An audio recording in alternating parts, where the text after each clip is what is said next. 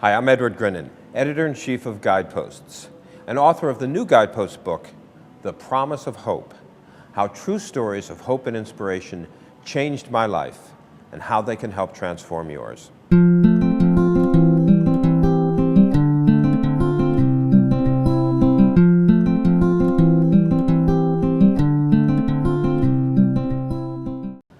You may not be familiar with the name Richard Stearns, but I'm pretty sure you know the incredible organization that he heads up as CEO. It's a faith-based organization, but Richard Stearns was anything but a faith-based person when he started out in life, trying to be a CEO of a company.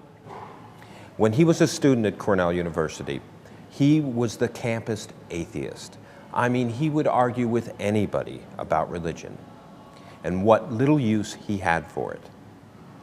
Then he met Renee, who was known as the campus Jesus freak, and he fell madly in love with his future wife. And they spent a lot of their time arguing about religion and about faith because Richard Stearns was his own man. In this chapter of my book, I tell about the moment that Richard Stearns had to make the most important decision of his life. It came when he said to Renee, "Look, Renee, it's either me or it's God." He was shocked by the answer that he got and the incredible and lasting effect it would eventually have on his life.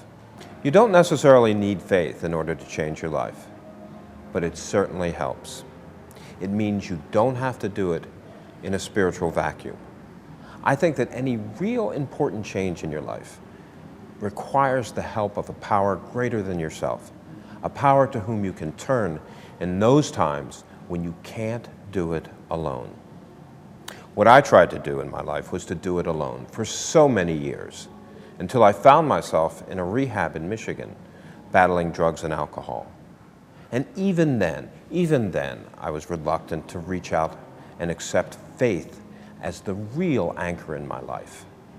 I had a friend from Michigan, an old friend of my parents, named John Cavanaugh, and he came up to visit me one day.